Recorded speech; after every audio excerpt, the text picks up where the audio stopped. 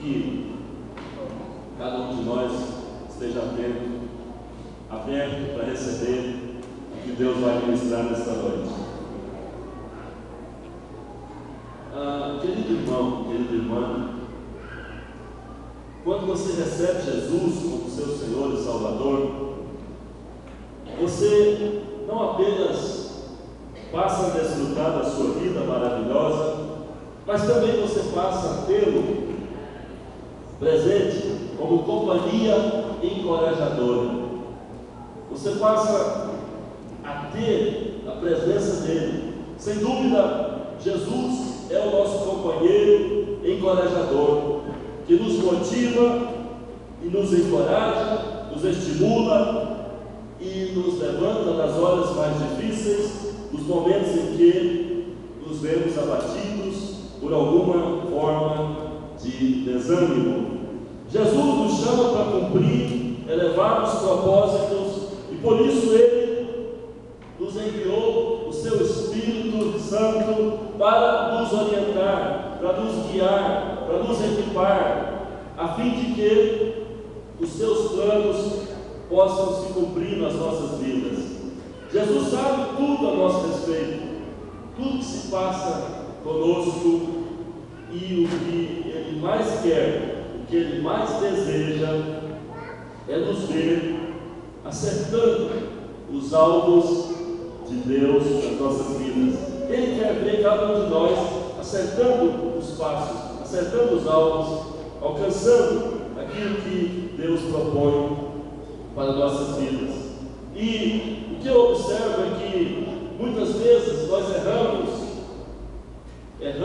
nos alvos propostos, porque falhamos em cumprir a vontade de Deus na hora da luta, na hora da tribulação, da tentação e também diante das decisões, quando temos que tomar atitudes, posições corretas, quando temos que adotar a atitude apropriada com relação às nossas limitações e fraquezas.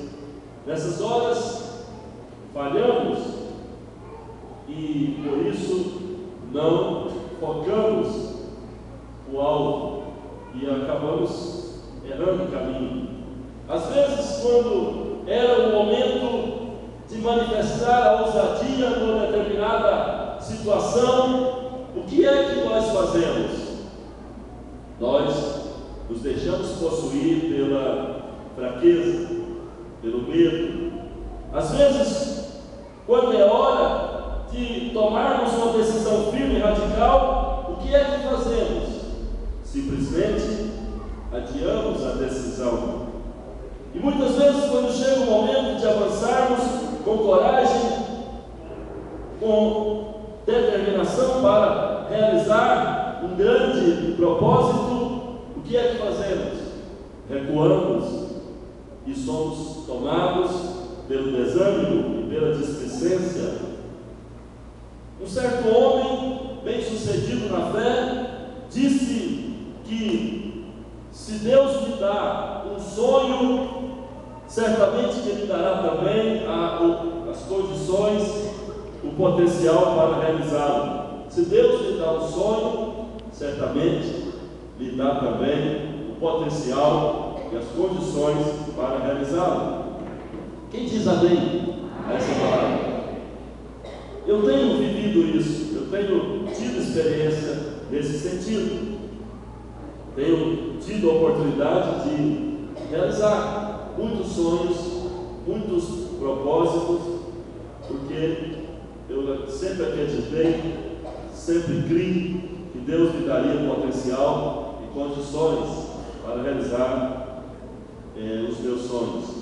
Claro que existem sonhos que são muito elevados, existem sonhos que não dependem apenas de uma manifestação de Deus para resolver, para trazer à realidade aquilo que nós estamos desejando. É preciso até mesmo passarmos por um processo de transformação, de tratamento, de preparo para tomarmos posse do nosso sonho. Não obstante, se você possui um sonho grande, se você crê que Deus chamou você para cumprir propósitos elevados, você não deve desistir, não deve desanimar, nem recuar, nem voltar atrás, porque ainda não chegou a hora, ainda não está em condições plenas para alcançar o que almeja. É preciso continuar, é preciso saber andar com Deus, saber ouvir a Deus, saber viver os princípios dele e, passo a passo, caminhar na direção do foco, na direção do alvo, sabendo que algumas coisas acontecem em pouco tempo, outras coisas demandam um tempo maior, e há coisas que demandam a vida toda. Você tem que se dedicar até o final para alcançar os seus ideais, seus propósitos, ou seja, aquilo que Deus tem colocado na sua vida para realizar. Então, temos que saber viver uma vida bastante equilibrada, bastante determinada na direção dos alvos que Deus propõe para a nossa vida. Então, escuta bem o que eu vou falar. Por toda a Bíblia, nós encontramos exemplos de pessoas que realizaram sonhos caminhando passo a passo com Deus. Deus deu a um homem chamado Noé a visão e o sonho de habitar em uma terra nova, uma nova terra, um novo mundo, e também de ser cabeça de uma nova geração de pessoas. E Deus falou para ele: Noé, através de sua família virá uma nova geração, e a sua família será a única família preservada, a única família que vai se livrar da morte, que vai se livrar das águas do dilúvio, que vai destruir toda a raça humana na face da terra. Então toda aquela raça, aquela raça que pecou, toda aquela raça que se degenerou depois do pecado de Adão e Eva, toda aquela raça pereceu. E aí, através de Noé, Deus tinha o propósito de levantá-lo como o segundo Adão, o segundo homem eleito para ser cabeça de uma nova raça. Adão fracassou. Deus esperava que Noé não fracassasse. Por um certo tempo, Noé foi fiel, Noé venceu, Noé perseverou. A palavra mostra que naqueles dias do dilúvio, Noé estava impecável, Noé estava firme na fé, firme no caminho. E Deus então falou para ele: para que os seus sonhos se realizem, você tem que seguir as minhas orientações, você tem que acreditar no potencial que eu estou lhe dando, e você vai construir um grande barco. E o Noé não sabia nem o que era barco. Por que não sabia? Porque não havia barco, não havia nenhuma construção, edificação de um navio, de um barco, porque ainda não tinha águas correndo. E aí, o que aconteceu? Deus lhe deu instruções, Deus lhe deu direções, e ele se sujeitou a Deus, ficou firme até o final, acreditando que a palavra de Deus se cumpriria. Ele fez um grande barco, e esse grande barco veio a se chamar a Arca de Noé. Deus deu a um homem chamado Abraão o sonho de que ele seria pai de muitas nações. Deus o chamou, o incentivou, e Abraão passou a sonhar conforme Deus havia lhe falado, que ele seria cabeça de uma grande nação, que seria pai de multidões. Então Deus o mandou, Deus lhe deu a ordem de viver pela fé, de sair da sua terra, da sua parentela e de caminhar na direção da terra prometida. E Deus disse para ele: Abraão, você vai olhar para cada estrela do céu, vai olhar para cada grão de areia da praia, e quando você estiver olhando para cada estrela, para cada grão de areia, você vai ver neles a face de um descendente seu. Você vai ver os seus descendentes. Você vai perceber que não poderá contar os grãos de areia na praia, e não poderá contar as estrelas do céu. Então, assim será a tua descendência. E Abraão então acreditou nessa palavra, nesse sonho, e ele deixou tudo para trás. Ele abandonou tudo. E Deus falou para ele: em ti serão benditas, abençoadas todas as famílias da terra.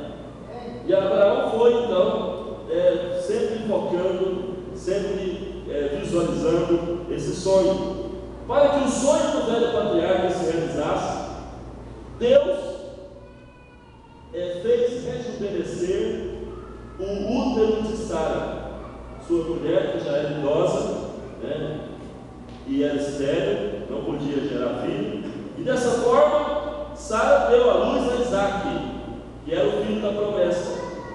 Também Deus providenciou para Abraão e seus descendentes uma terra, que, segundo a palavra do próprio Deus, era uma terra que manava leite e mel. Então, o Senhor preparou tudo, mas foi necessário que Abraão caminhasse passo a passo, que Abraão não desistisse no meio do caminho. Será que você está desistindo? Está desistida no meio do caminho? Será que você, por alguma razão, por alguma falácia, por alguma sugestão, ou pensamento mau, ou decepção, ou desânimo, você desistiu de chegar lá, de alcançar aquilo que Deus falou, de ver a promessa realizada?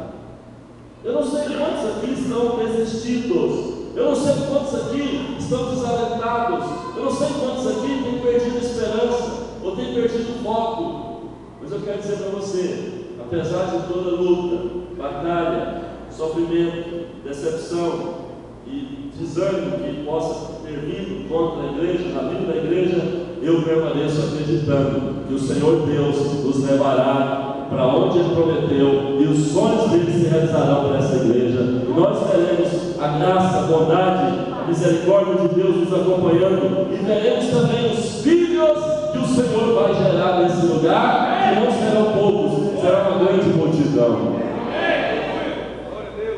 Continuo crendo, mas se você está crendo, e no que diz respeito à sua vida pessoal, você está crendo? Está crendo que a bênção da salvação vai chegar a toda a sua família? Quem pode dizer amém? Está crendo que a prosperidade de Deus, com saúde e abastança, virá para a sua casa? Está crendo que através da sua vida Deus vai salvar uma multidão de pecadores?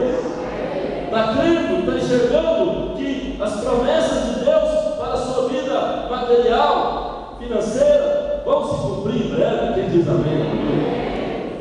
Está crendo que a sua saúde vai melhorar, que você vai ficar bom, vai ficar boa, que a sua família vai ficar saudável, que Deus vai fazer um milagre em breve? Quem diz amém? Então nós precisamos estar focados na promessa, focados nos sonhos, focados no caminho, na direção certa, nas atitudes também corretas. Porque se você se deixa esmorecer, se você se deixa bater, se você se deixa enredar por algum pensamento mau, você acaba desiludindo, perdendo a esperança, e o diabo acaba levando você para um caminho longe, distante desse caminho de vitória. Então, eu não sei para quantas pessoas essa palavra vai servir mais.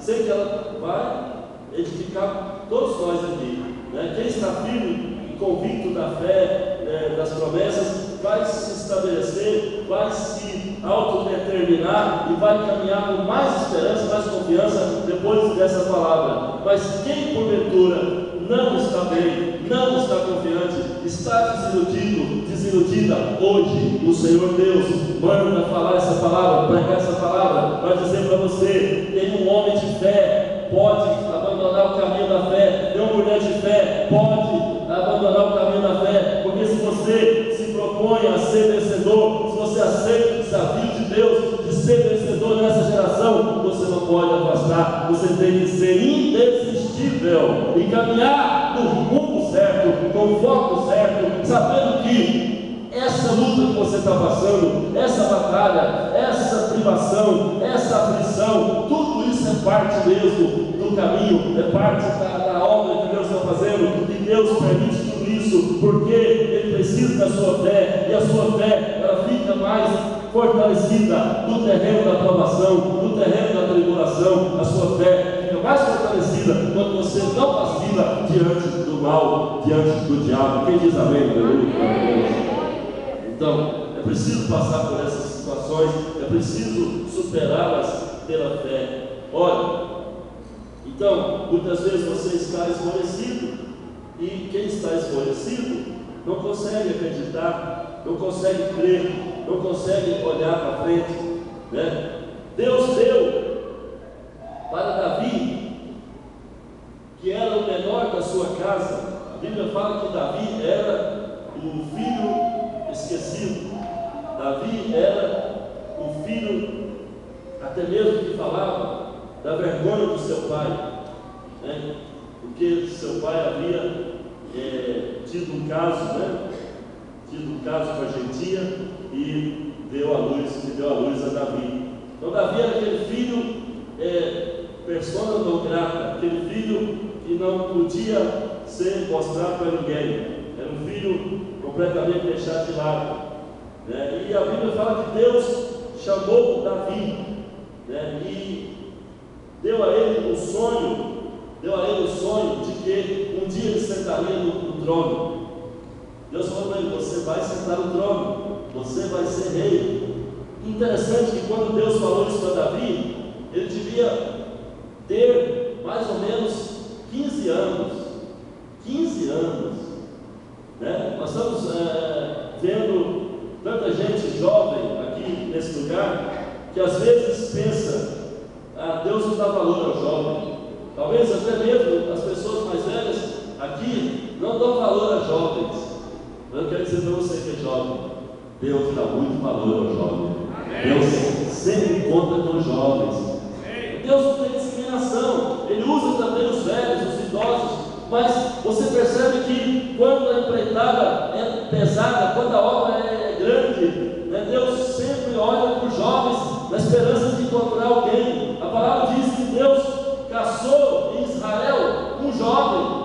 Lá no Salmo 89, a palavra diz que Deus caçou um jovem, e entre todos ele achou Davi, e ele falou: achei Davi, meu servo. Ele ficou feliz de ter achado Davi. Será que nessa noite Deus pode olhar aqui para tantos jovens e achar muitos Davis aqui? Muitos homens e mulheres de Deus aqui nessa noite? Então Deus olhou e achou Davi lá no meio das cabras, dos cabritos, das ovelhas. Deus achou Davi, lá na gruta diária. Enquanto os irmãos de Davi estavam lá tentando se mostrar, tentando convencer Samuel de que um deles poderia ser o rei escolhido por Deus, Davi estava trabalhando, Davi estava lá no campo, cuidando das responsabilidades. Isso mostra o quê? Que Deus sempre está à procura de quem trabalha.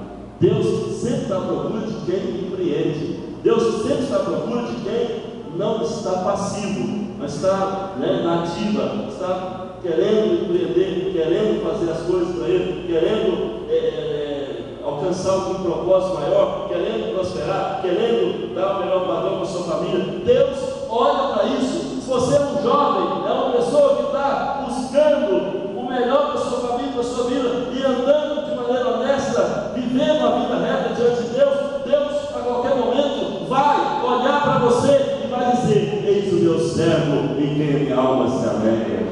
E Deus vai chamar você, Deus vai separar você, porque Deus não procura quem está de braços cruzados. Deus procura quem trabalha, Deus procura quem está mesmo lutando, batalhando, pelejando para alcançar um padrão melhor. Então, veja bem, o Senhor está falando com você nessa noite. Ele separou Davi, que era o último da lista, o último da fila, o improvável, aquele que ninguém dava valor, o seu próprio pai não considerava digno de ser o escolhido de Deus, que pudesse ser separado para ser rei. Mas Deus já tinha separado ele, Deus já tinha o encontrado, já o tinha encontrado antes, Deus encontrou Davi e falou para Samuel: manda chamar o menino que está lá fora, que está lá no campo, E Deus então passou a Davi o plano que ele seria rei, se sentaria no trono de Israel. Mas para que esse sonho se realizasse, Deus deu a Davi todo o potencial e as condições que ele precisava para se tornar de fato rei, para se tornar um grande rei. O que Deus deu para ele? Deus deu para ele capacidades, talentos. Deus deu para ele condições de se treinar, de se preparar, de se tornar um exímio guerreiro, um vencedor de gigantes, um líder notável, uma pessoa admirável, que conquistou o amor, a simpatia e a admiração de todo o povo de Israel. A palavra diz que o povo admirava de tal maneira Davi, que o povo estava disposto até a morrer por ele. Em certo momento, aquele povo estava disposto a unir-se a Davi até morrer por ele. Mas escuta bem, para que os sonhos de Deus se realizassem na vida de Noé, de Abraão, de José, de Davi, para que tudo se concretizasse, foi necessário muita luta, muita batalha, muita oração, muita renúncia, muito desafio. Então, escuta bem, para que os seus sonhos se tornem palpáveis e desfrutáveis em realidade, não será fácil. Aqueles homens de Deus, aqueles homens do passado não foram poupados dos sofrimentos, não foram poupados das agruras, não foram poupados das perseguições dos inimigos, da traição de alguns que eram chegados e também dos testes espirituais. Para realizar os seus sonhos, estes homens tiveram que ir além das suas autoimpostas limitações e fraquezas. Eles tiveram que quebrar as barreiras de toda descrença, as barreiras de toda inibição, todo medo e todo desânimo. O que é que nós aprendemos com esses homens? O que é que nós aprendemos com Noé, com Abraão, com José? A Bíblia fala que José recebeu muitos sonhos, inclusive recebeu o sonho de que seria ele cabeça da família, sendo ele mais jovem, sendo ele mais novo, caçula, seria ele cabeça sobre a sua própria casa, seus irmãos. Mas depois que Deus deu esse sonho para José, as coisas só vieram de maneira contrária. As coisas só aconteceram de forma a causar pânico, a causar mal-estar, a causar prejuízos para ele. José passou a ser perseguido pelos irmãos, José foi vendido pelos irmãos aos ismaelitas, e José foi para a casa de Potifar, lá no Egito, foi ser escravo lá, trabalhar como escravo, e ali José foi perseguido, foi envolvido numa trama de sedução da mulher de Potifar, e ele não caiu nas garras dela, mas ela tramou contra ele, o acusou de assédio, ele foi preso injustamente, foi parar no calabouço, ali ele sofreu, ali ele foi torturado psicologicamente, né? Se sentiu abandonado e tudo. Mas é interessante observar uma coisa. É interessante observar uma coisa. José foi um homem sereno, tranquilo. Ou seja, ele continuou focado na palavra, focado no sonho, focado naquilo que Deus falou. Com toda certeza, José pensava da seguinte maneira: eu não preciso ficar desesperado, eu não preciso ficar atormentado, porque se eu estou nessa situação, é porque é por aqui que eu tenho que passar, é por aqui que eu tenho que passar, é por essa situação que eu tenho que passar, para chegar lá e me tornar príncipe, me tornar primeiro-ministro, me tornar referência, me tornar um líder de respeito. É por aqui que eu tenho que passar. Não adianta eu achar que, porque Deus falou que eu vou ser cabeça, eu vou ter então que ser cabeça logo de início, já sair pisando de todo mundo, já sair, né, fazendo a minha vontade. Não. José entendeu logo de início que ele tinha que ficar tranquilo, ficar sereno, ficar pacífico, esperando o momento certo para cada coisa. E lá na cadeia, o plano de Deus foi revelado, né? Era por aquela circunstância, era por aquele meio que Deus iria exaltar José. E foi lá então, quando ele teve um sonho e revelou esse sonho a um dos serventes lá da cadeia, e aquele homem ficou todo eufórico e contou a Faraó, e Faraó teve outro sonho, e José decifrou, revelou o sonho, né, das vacas gordas e das vacas magras, dos tempos de prosperidade, dos tempos de escassez do Egito. E José ainda teve a oportunidade de passar ao Faraó uma medida, né, de economia, né, uma proposta sábia para que o Egito tivesse recursos, né, durante aquele tempo de vacas magras. E o Faraó seguiu tudo, e tudo deu certo, e o Egito superou aquela fase.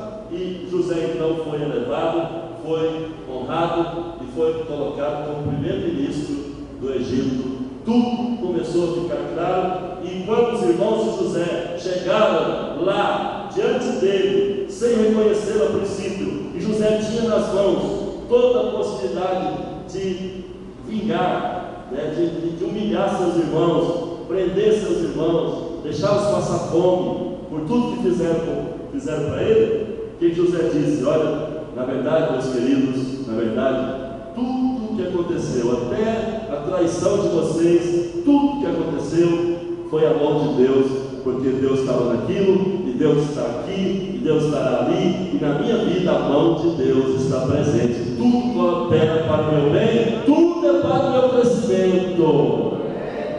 Então, olha a visão de alguém que é sereno, tranquilo, que acredita no propósito de Deus, que não perde o foco. Olha, mas José passou situações difíceis. José sofreu muito, sofreu amargamente, sendo ele uma pessoa honesta, justa, pura. Irmãos, nós estamos vivendo num tempo, estamos vivendo um mundo cada dia pior, né? Esse mundo de hoje é cada dia mais mentiroso, mais maquiavélico, mais cheio de artimanha, né? Satanás hoje nada de braçada, né, na sociedade, no mundo. A gente só ouve coisas sem sentido, muita mentira, muita manipulação, né, através da televisão, né? Vocês viram essa semana que a Rede Globo passou a semana inteira mostrando o Papa, falando do Papa, falando de missa, falando de coisas que eles não acreditam, eles não creem, né? Todo mundo sabe do pensamento dos jornalistas da Globo, sabe que eles não acreditam em Deus, não acreditam na Bíblia, não acreditam na fé cristã. Então, por que passar uma semana, de domingo a domingo, 24 horas, falando de Papa, falando de missa, falando de eventos católicos? Quem tem ouvidos, ouça. Quem tem visão, veja. Quem tem entendimento, entenda. Tudo isso é artimanha. Eles querem tirar a atenção do povo para as realidades da sociedade, os problemas políticos, educacionais, de saúde, as situações críticas por que passa esse país. Porque hoje as instituições estão falidas. Nesse país. Hoje não há de fato quem represente o povo. Há poucos dias atrás, 4 jovens foram presos lá em Curitiba, porque a polícia precisava achar o culpado pela morte de uma jovem, a morte de uma menina de 14 anos, que foi estuprada, que foi violentada e assassinada brutalmente. A polícia precisava achar um criminoso, alguém provável, e aí não achou a pessoa certa, prendeu 4 jovens, torturou, massacrou, pisou, machucou esses 4 jovens, e depois fizeram o exame do DNA, do esperma que foi deixado no corpo da moça, e constataram que não era daqueles 4 jovens, não era de nenhum deles, de uma outra pessoa. E aí a polícia teve que dar a mão palmatória, e a gente percebe o quê? Onde a justiça caminha rápido é exatamente para maltratar, para pisar, para de certa forma humilhar, uma pessoa que não tem nada a ver. Mas onde a justiça não caminha rápido, a gente vê o quê? Muito dinheiro por cima, advogados poderosos, muita conversa fiada. Você vê, por exemplo, os condenados do mensalão. Por que não estão presos? Qualquer ladrão de galinha copeiro vai preso. Mas os ladrões do Brasil, que roubaram milhões e milhões, os senhores agentes do PT, os 40 ladrões, o Alibaba não foi preso, e nem será, por enquanto, mas os 40 ladrões já deviam ter sido presos, já foram sentenciados, condenados, mas ainda não se sabe quando serão presos. Olha, então a justiça aí não está caminhando. Lá, para aqueles 4 rapazes, a justiça foi rápida, foi terrível, foi cruel. E, de fato, a justiça não era justiça. Não foi feita justiça. Agora, lá onde já se comprovou que levaram milhões e milhões do nosso bolso, não se prende. Então, aí você percebe que não tem nenhum poder nos representando, nem legislativo, nem executivo, nem judiciário. E depois que esse PT, Partido dos Trabalhadores, entrou no Brasil, passou a reinar no Brasil, tudo que não presta passou a reinar no Brasil. E agora vem essa tentativa do Papa de restabelecer a Igreja Católica, de restaurar o catolicismo, de trazer de volta aqueles que foram para as igrejas evangélicas. E aí vem com 7 dias de missa, enfim, procissões, não sei o que mais, e tudo isso simplesmente para paralisar o processo de manifestações do povo. Por que eu estou falando isso? Por quê? Porque, gente, nós vivemos num país de muita mentira, muita manipulação, muita massificação mentirosa. Nós precisamos nos libertar disso. Temos que ser um povo totalmente focado na verdade, focado na realidade, focado naquilo que vai trazer o bem para o nosso povo. Não podemos ficar focados em mentiras, notícias manipuladas pela Rede Globo, tanto na televisão quanto na internet. Nós temos que ser um povo inteligente. Falar de Deus que Daniel fala que o Senhor dá ao seu povo sabedoria e ciência, e dá ao seu povo também até a esperteza, o pensamento mais nobre, mais elevado, para que possa viver e possa saber discernir as coisas. Portanto, nós temos que saber discernir as coisas. Quem diz amém? Não podemos ser manipulados, não, gente. Cheio de manipulação, cheio de engano. Eu já fui professor de colégio, de 5ª a 8ª série. Eu fico envergonhado quando eu vejo um professor que levanta cedo todo dia, sabe? Que a profissão de professor é a profissão mais pesada. Por quê? Porque tem que lidar com a formação das pessoas, tem que ter carinho, tem que ter amor, e tem que ter uma didática, uma formação pedagógica e tudo mais, para poder estar ali na sala de aula, e fora da sala de aula, trabalha também o tempo todo.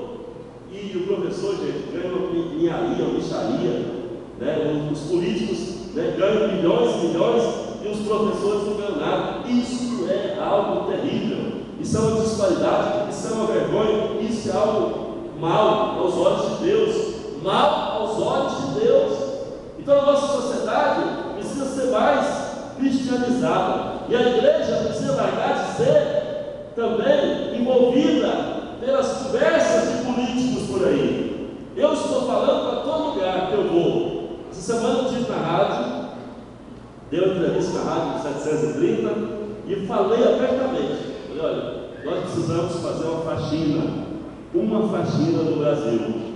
Eu sei que nós não temos poder de mudar tudo, não. Eu sei que o mundo vai de mal a pior, mas se nós temos a oportunidade de fazer uma faxina, vamos fazer uma faxina nesse país, vamos mandar para a rua todos esses ladrões. Se vierem outros ladrões, vamos mandar embora de novo, e até que a gente encontre gente que tenha honestidade para governar o nosso país. Quem diz amém? Temos que fazer isso. Agora, o que isso tem a ver com o sonho? É o sonho, gente, de um país melhor, é o sonho de uma nação evangelizada, transformada, com autoridades que sejam tementes a Deus e que façam a vontade de Deus, porque chega de subserviência nesse país, chega de maldade, perversidade, né, tanta injustiça social. Então, Deus quer realizar o nosso sonho de ter um país melhor. Quem diz amém? Eu sei que um país perfeito, uma nação perfeita, só no milênio, só no reinado de Cristo na terra. Mas nós podemos, sim, hoje no Brasil, somos 40 milhões de evangélicos, 40 milhões de cristãos no Brasil. Se cada um desses cristãos, tiver uma consciência, né, de não vender seu voto mais, porque aquela prática mesquinha que tem aqui no balneário, muita gente já caiu nela, de vender o votinho, né, me dá 30 que eu vou lá e voto com você, essa prática é maldita. Eu digo, é maldita, e nós não vamos aderir a isso nunca mais. Se alguém que aderiu, não vai aderir mais. Quem diz amém em nome de Jesus? Nós precisamos ter consciência, entendeu? Você gosta de viver de esmola, isso não está certo. Não é plano de Deus que ninguém fique pendurado no governo, no Estado. Isso não é plano de Deus, não. Isso não é plano de Deus, não. Deus não quer que você fique pendurado em bolsas e bolsas e bolsas por aí. Deus quer que você seja livre, que você seja vencedor, que você cresça, que você, mesmo trabalhando para alguém, que você prospere junto com essa pessoa, mas nunca fique te pendurado em miséria. Quem diz amém? Então, meus irmãos, né? Então, muitos momentos vêm. Esse é o momento que nós estamos passando agora, como cidadãos, como pessoas desse país, que moram nesse país, que temos a cidadania brasileira. Nós estamos passando um momento difícil, mas nós temos que saber perseverar no caminho certo, perseverar no reto caminho. Precisamos realizar os sonhos que Deus tem tido para as nossas vidas. Precisamos realmente quebrar toda a barreira de desânimo, inibição, medo.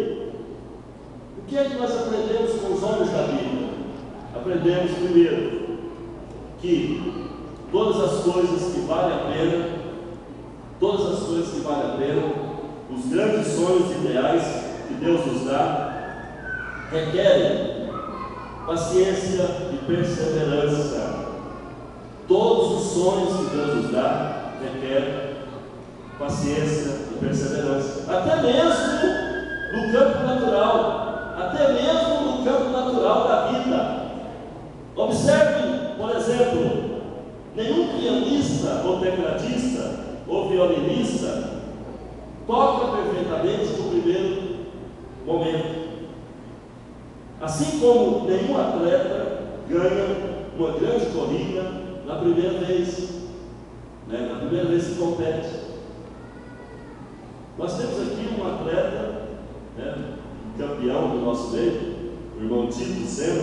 Cadê o Tito Senna? Levanta a mão aí, Tito. Lá, fica de pé, Tito Senna.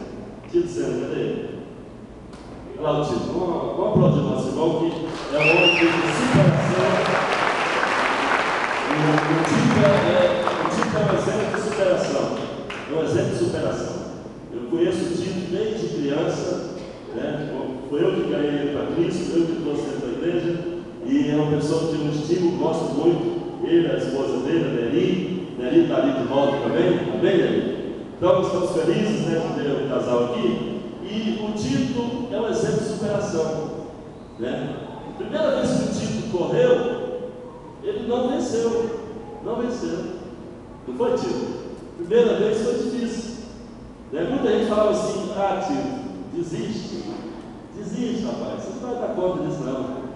Um dia o Tito chegou aqui e falou: apóstolo, ora por mim, porque eu ainda vou correr na Olimpíada. É interessante que nessa época, me parece que você não tinha machucado, né, Tito? Você tinha machucado já? Tinha machucado não, né? Tinha não. Você almejou ir para a Olimpíada, você não estava machucado. Aí ele machucou a mão. E muita gente até duvidou que ele tinha machucado a mão. Ah, mas como é que machucou a mão desse jeito, caindo de bicicleta e tal? E ele de fato tinha machucado a mão. O mão dele não se abre totalmente, né? Não se abria, não se abre totalmente. Então, ele foi considerado portador de deficiência, né? E aí, o Tito começou a correr na competição, né, das pessoas portadoras de deficiência. E ele começou a destacou aqui no Balneário, destacou em Goiânia, foi destacando em Goiás, destacou no Brasil. E ele foi para a Holanda, ganhou uma corrida lá, estou certo, Tito? Ganhou uma medalha de ouro representando o Brasil, ganhou várias outras medalhas, não dá nem para falar aqui, é uma lista, né, uma coleção que ele tem de medalhas, e foi para a Olimpíada, né, e agora na última, né, trouxe uma medalha de ouro para o Brasil, não foi, Tito? Foi a Rede Globo mostrou lá, Tito Senna ganha medalha de ouro para o Brasil. Mostrou, quer dizer, ele é um campeão, mas pergunta para ele se foi fácil. Pergunta para ele se ele já chegou estourando, ganhando e levantando medalha. Não, pagou um alto preço, teve que correr muito, suar muito, perder peso, né? Teve que fazer tudo que é necessário, treinar bastante. Então, ninguém ganha a medalha logo na primeira corrida.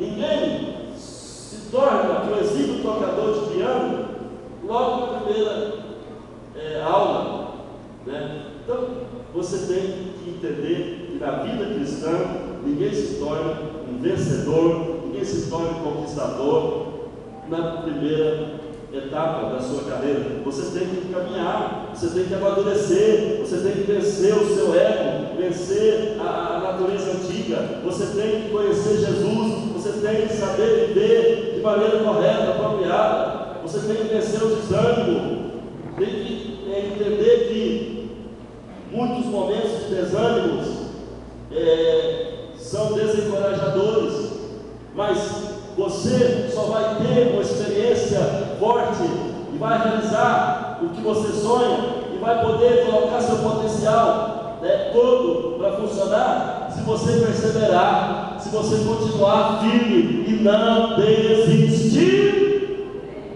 O problema de muita gente que é programada para desistir. Hoje o que está acontecendo no Brasil é isso. O que os órgãos de imprensa e o governo e tanta gente má quer é nos programar para desistir,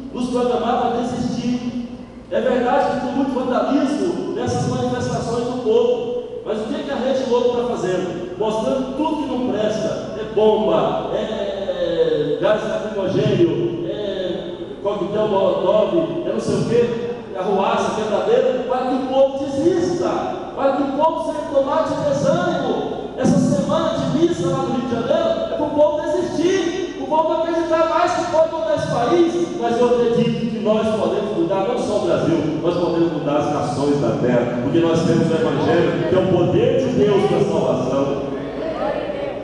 Então nós temos que saber discernir as coisas, sabe? Tem muita coisa programada, feita para nos desanimar, para nos fazer ter medo, né? Precisamos então entender que ninguém nasce pianista consagrado, ninguém nasce um atleta olímpico, né? O Tito não nasceu atleta olímpico, ele nasceu como um bebê qualquer, mas ele cresceu, desenvolveu, converteu, né? Passou a acreditar no sonho impossível, passou a ver Deus na vida dele, movendo, né, situações, e hoje ele é um atleta olímpico, paralímpico, é um atleta abençoado, né? E agora com seus quase 40 anos, né, tio?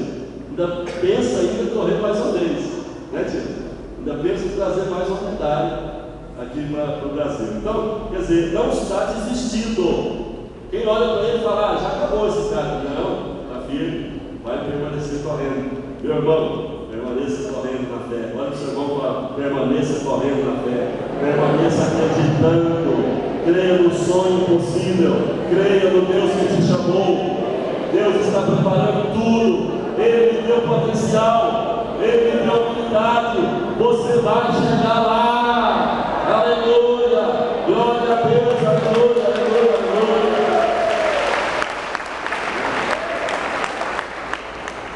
Você sabe o que é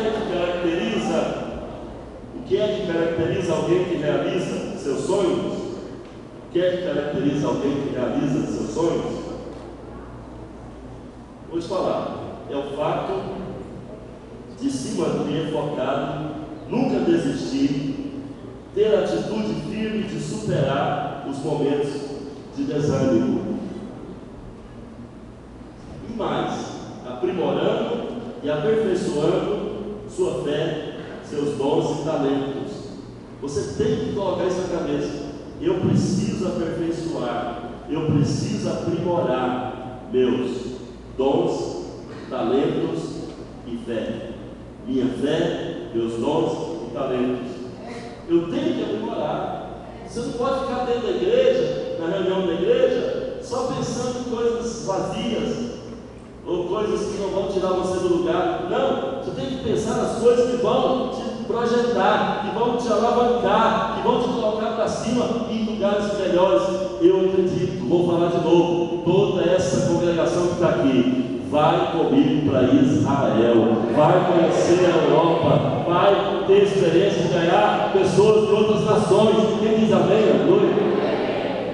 Mas tem gente que fica às vezes pensando, é tão difícil, a vida é tão cara, tão difícil, tão pesada, eu não consigo nem pagar minhas dívidas e tal. Meu irmão, você tem que acreditar que o melhor está reservado para você. Olha para o seu irmão e fala, acredita, querido, o melhor está reservado para você. Fala de novo, o melhor está reservado para você.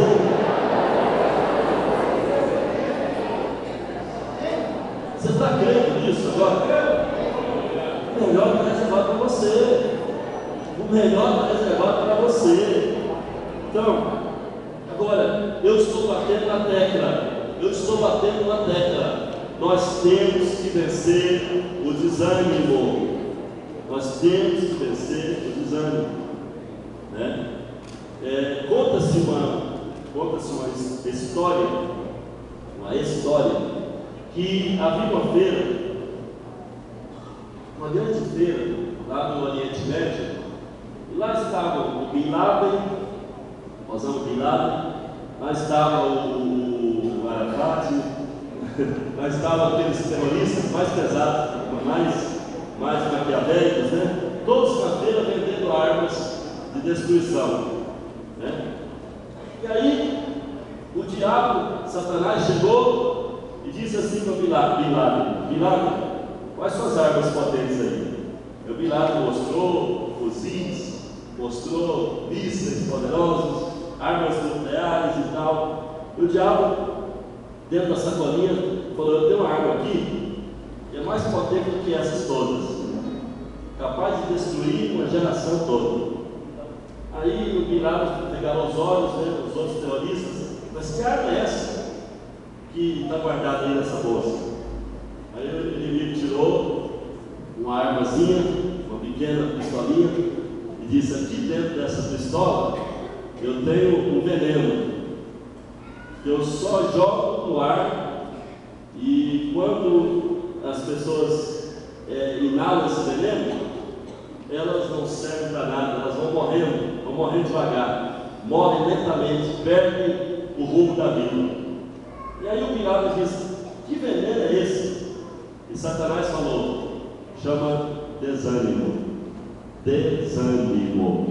Quando eu lanço desânimo nos crentes, quando eu lanço desânimo nos pastores, quando eu lanço desânimo na liderança da igreja, eu arraso, acabo com eles. Eles vão morrendo devagar e não esboçam qualquer reação. Não esboçam qualquer reação. É verdade. Quando o desânimo nos domina, nos envenena, nos pega, nós vamos diminuindo, vamos murchando, perdendo a força, perdendo tudo, e aí nada tem sentido, né? Então o diabo sabe disso, que a arma mais potente é o desânimo. E nós temos que enfrentar o desânimo. Por quê? Porque o diabo vai sempre usado. Ele vai usar toda a arma que pode. Satanás não vai respeitar nenhum de nós, não vai respeitar nenhuma patente nossa. Ele vai nos atacar em todo momento. Não importa se você é iniciante na fé, se você é velho na fé, não importa. O diabo vai atacar você com desânimo, e principalmente em relação aos seus sonhos, em relação às coisas boas que você está buscando, em relação ao projeto de Deus na sua vida. O inimigo vai atacar com desânimo.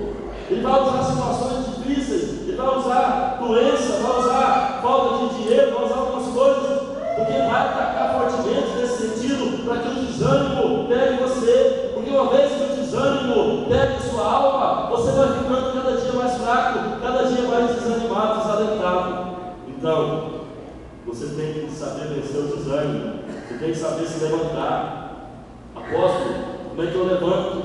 Você tem que se levantar em Deus. A Bíblia diz: fortalecei-vos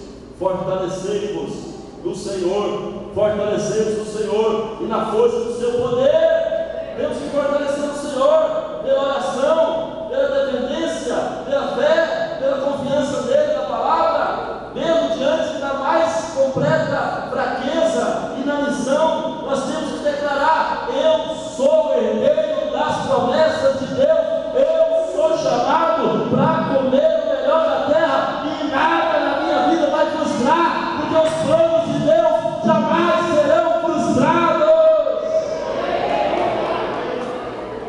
Oh, aleluia! Os planos de Deus não serão frustrados. Eu posso ser frustrado, você pode ser frustrado, mas os planos de Deus não frustrarão. Então nós temos que saber que isso é uma realidade.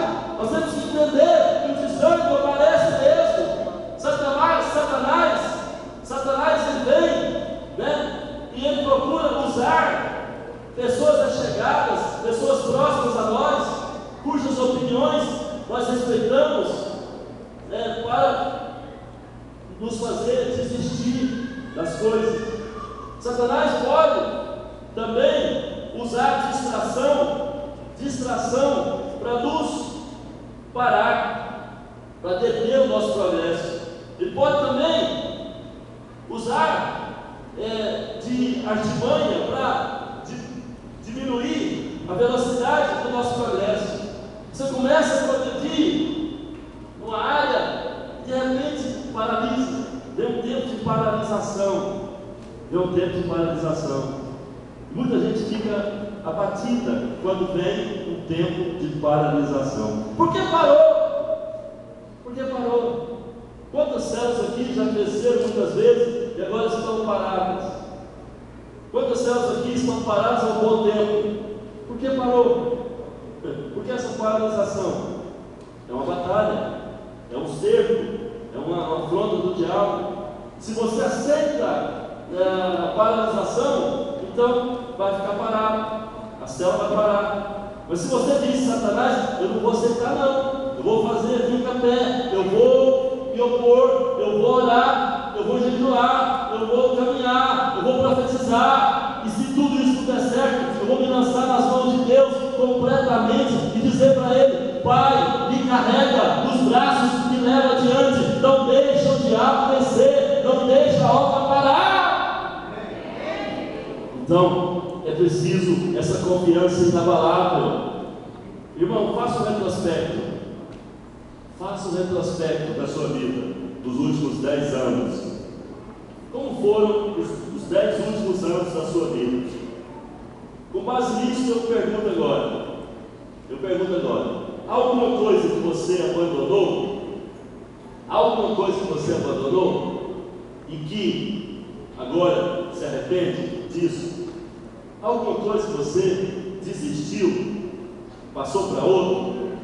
Ou quem sabe deixou a mercê das cobras? Alguma coisa que você gostaria de ter terminado e não terminou?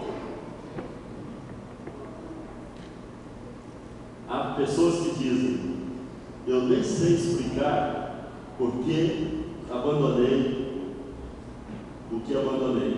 Eu nem sei explicar. Nem sei por que eu não terminei aquele curso que eu estava fazendo. Aquele curso de inglês, de teclado, de violão, de informática, de vendedor. Eu nem sei porque parei de treinar. Eu nem sei porque parei de correr. Estava indo bem. Outros lamentam: como eu gostaria de ter permanecido naquele emprego.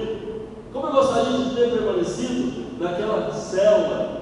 Como eu gostaria de ter permanecido naquela equipe, naquele projeto, naquela obra. Se eu ainda estivesse lá, eu teria grandes condições, eu já estaria promovido, já estaria ganhando bem mais. Quanta gente há que fala com lágrimas nos olhos: se eu tivesse permanecido firme na igreja. De vez em quando encontra alguém que chora. Apóstolo, se eu tivesse ouvido o que o senhor falou, se eu tivesse ouvido o que os pastores aqui falaram, se eu tivesse ouvido que não tivesse arredado o pé, eu estaria aqui hoje, estaria na nova aliança, dando fruto, né? Quantas pessoas há que dizem: eu não ouvi meu pai, eu não ouvi minha mãe, eu desisti do bom caminho, e eu fui para as drogas, e agora minha vida está pior que a droga, está terrível. E aí a pessoa só tem lamentos e lamentos, né? Mas por quê? Porque desistiu daquilo que não podia desistir. Você tem que desistir do mundo. Desista do mundo. Olha o seu irmão e fala: desista do mundo, do pecado e da velha natureza. Se apega a Deus, à fé, aos projetos que Ele tem para a sua vida. Caminhe em fé, com perseverança e paciência, e os sonhos de Deus se realizarão na sua vida. Aleluia!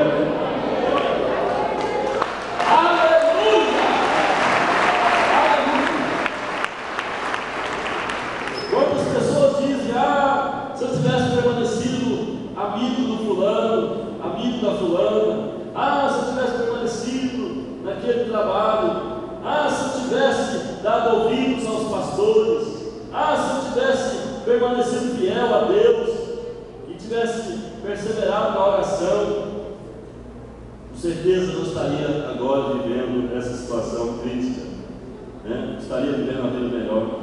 Mas você já observou que a maioria das pessoas só pensam nos seus erros estritamente necessários? Entretanto, vale a pena levar em conta o alto preço que pagamos pela falta de perseverança. Nós vivemos em um mundo de pessoas desistentes. Vivemos num país onde o povo desiste. Por que os maus prevalecem em todos os poderes, porque os bons desistem. Os bons desistem. Por que nós só temos maus políticos? Porque as pessoas de bem não querem trabalhar na política. Por que nós só temos maus profissionais, maus profissionais em certas áreas? Porque os bons não querem desenvolver, não querem trabalhar, não querem perseverar, não querem estudar, enfim. Então, há muita coisa para ser mudada. Olha para o seu irmão, fala para o seu irmão e diga: há muita coisa para ser mudada na nossa sociedade, no nosso país, na nossa casa, mas isso depende. Se eu e você passarmos a perseverar em todo o projeto que Deus tem para nós e para esse mundo, amém? Temos que perseverar. Deus tem outros projetos maiores que Ele quer entregar na nossa mão, quer colocar na nossa mão. Nós precisamos acreditar, crer.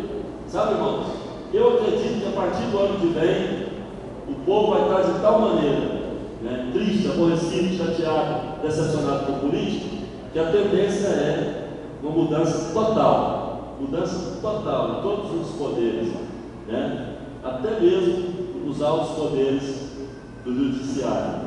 Vai haver pressões e pressões.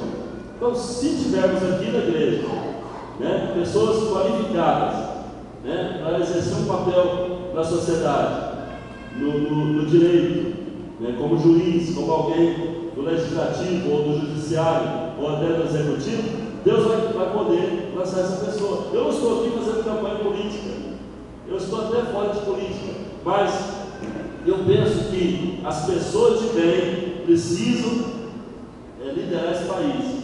As pessoas de bem precisam estar à frente desse país. E há muitas pessoas de bem que estão só sofrendo, só passando angústia e não podem fazer nada. E não estão fazendo nada porque não querem perseverar, não querem acreditar, continuar pagando o preço. Então, paga o preço, caminha firme, ergue a cabeça. Ainda tem muita coisa grande para Deus fazer nesse país e Ele quer usar você. Quem diz amém, aleluia? Mas se você não está acreditando no que eu estou falando, Deus quer usar você. Aqui dentro nós temos professores, nós temos construtores, nós temos engenheiros, nós temos médicos, nós temos estadistas, nós temos juízes, advogados, tem muita gente competente aqui no nosso meio. Aposto, cadê esse povo? Está olhando para mim agora. Tem muita gente aqui para vencer. Quem diz amém?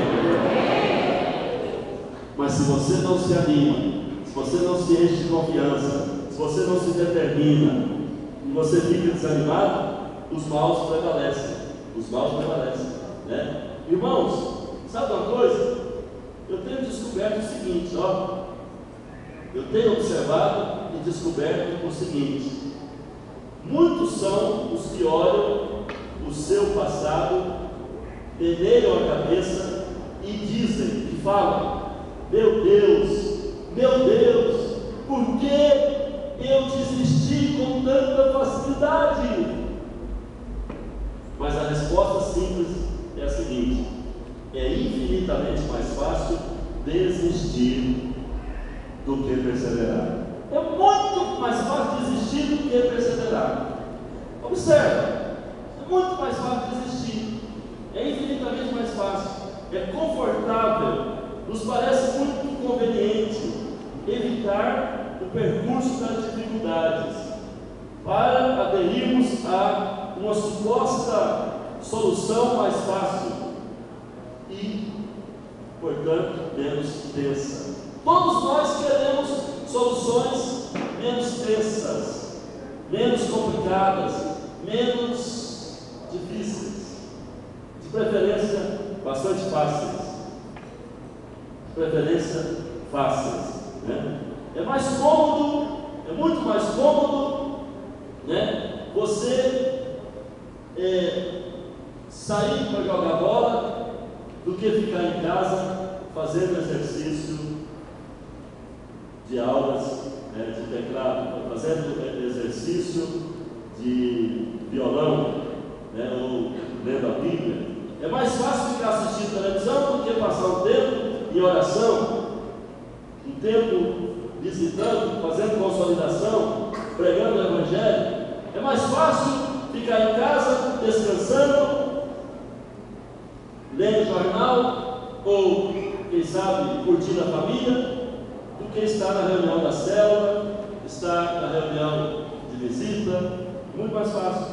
É bem mais fácil fazer o que bem entendemos na nossa vida que nos mostrar diante de Deus, entregando a Ele as rédeas de tudo, confiando nele e aguardando com paciência e por vezes até com dificuldade e aflição, até que a porta de Deus seja aberta, até que Deus venha e cumpra o que Ele falou. É mais fácil desistir dos nossos irmãos da fé, dos novos convertidos, que enfrentam dificuldades, que precisam passar por um processo de discipulado. É bem mais fácil largá-los, é bem mais fácil abandoná-los, deixá-los à própria sorte. Bem mais fácil do que trabalhar para visitá-los, ensiná-los, ministrá-los com amor, com disciplina, perseverança. É bem mais fácil distanciar dos seus pastores e líderes do que confrontar o árduo e necessário processo de tratamento e da sujeição. É mais fácil desistir de tudo, se afastar de Jesus, da igreja, do que encarar a sua velha natureza e levá-la à morte na cruz e viver uma vida baseada no amor e nas boas obras. Temos que admitir que realmente é mais fácil desistir do que perseverar. O desistir acarreta um alto preço, e são muitos os que pagaram ou estão pagando esse preço por desistir cedo demais. Abra sua Bíblia comigo agora. Tiago capítulo 1. Tiago capítulo 1, versículo 12. Livro de Tiago, capítulo 1, versículo 12, lá no fim da Bíblia. Tiago 1,12. Olha o que diz aí o texto. Já estou quase encerrando.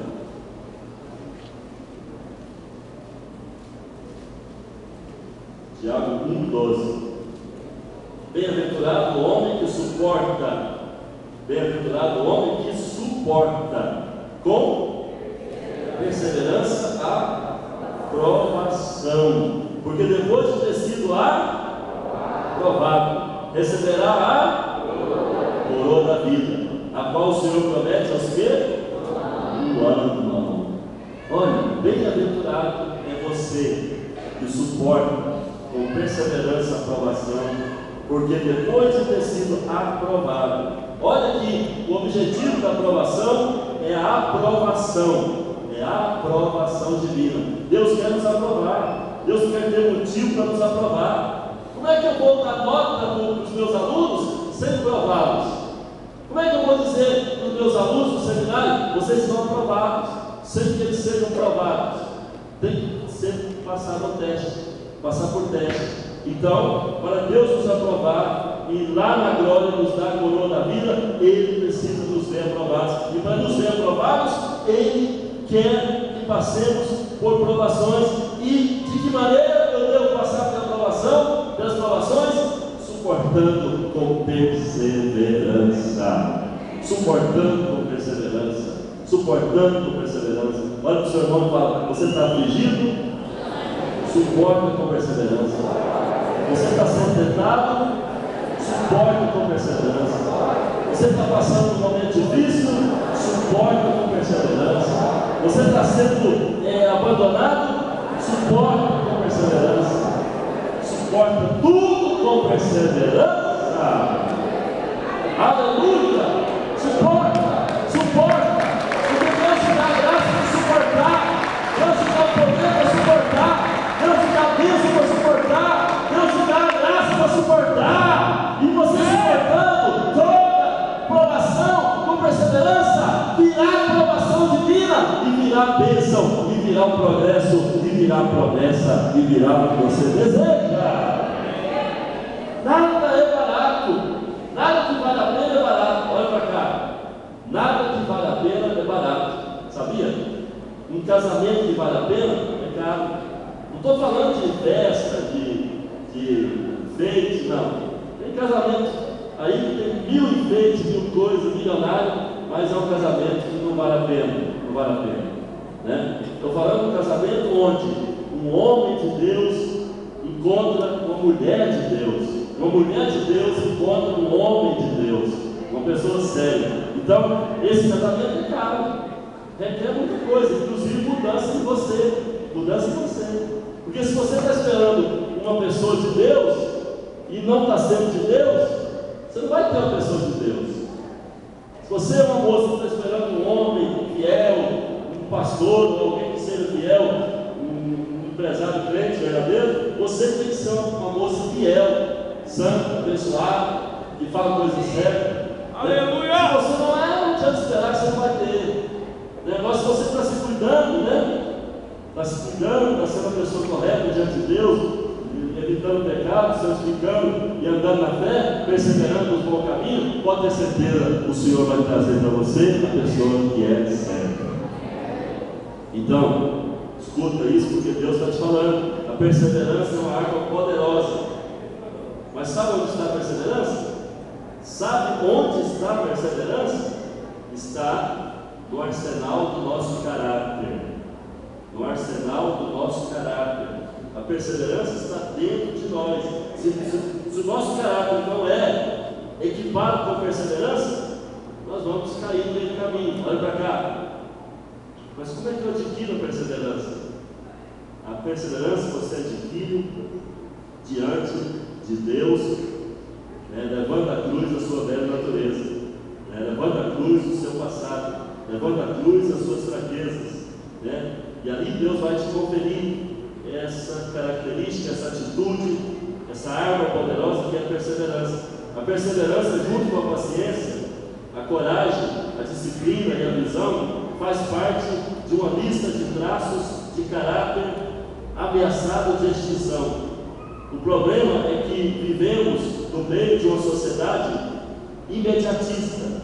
Nós queremos tudo para ontem, queremos sucesso imediato, crescimento instantâneo, soluções rápidas, satisfação conjugal imediata e até maturidade instantânea. Tem gente que chega e fala assim: olha para mim, me passa toda a maturidade aí, me passa, olha para mim, olha por mim, olha para mim, me passa a sua maturidade, seu caráter e tal. Não tem jeito, né? Não tem como eu passar caráter nem maturidade para ninguém.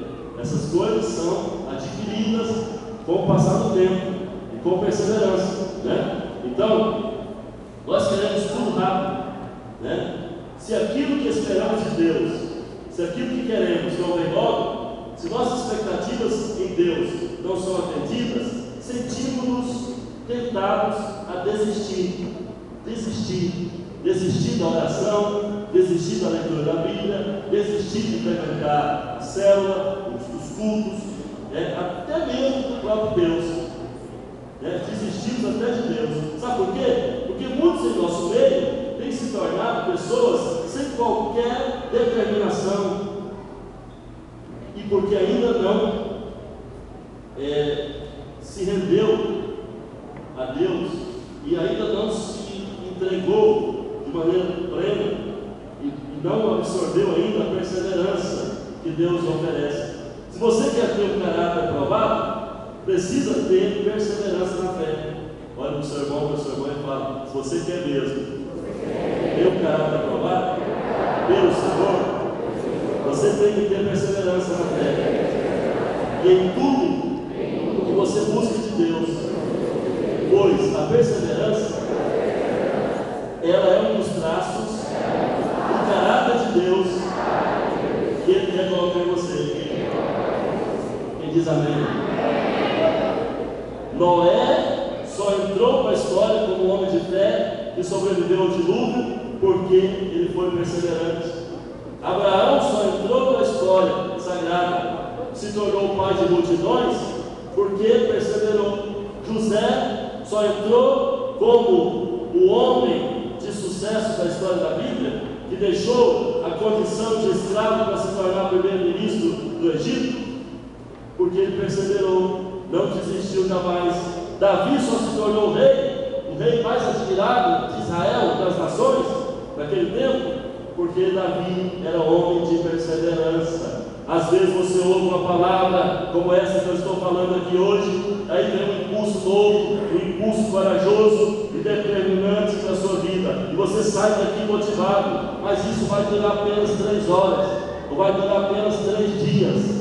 Não adianta uma perseverança de 3 dias, não adianta um impulso corajoso de 3 dias, isso não basta para crescer na fé e se tornar uma pessoa vencedora em Cristo.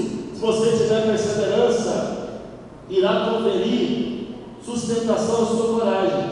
A perseverança é que sustenta a coragem. Deus encorajou Josué a seguir em frente e possuir a terra. Deus disse: Josué, não tenha medo. Josué avança com perseverança. E a perseverança de Josué, acreditando no que Deus lhe falara, acreditando na promessa de Deus, foi que lhe deu suporte e sustentação para conquistar a promessa. Sabe? Olha, sabe o que é que transforma a visão em realidade? O que é que transforma o sonho em realidade? É a nossa perseverança aliada à nossa paciência e determinação, que é capaz de gerar coragem para não desistirmos nas horas mais difíceis. Mas a perseverança, quanto mais aprendemos a suportar com firmeza os momentos difíceis, os momentos de maior desânimo e aflição, maior ela desenvolve, mais ela desenvolve. O maior segredo dos que prosperam na vida, o maior segredo dos que alcançam seus excelentes objetivos, é que eles não abandonam a visão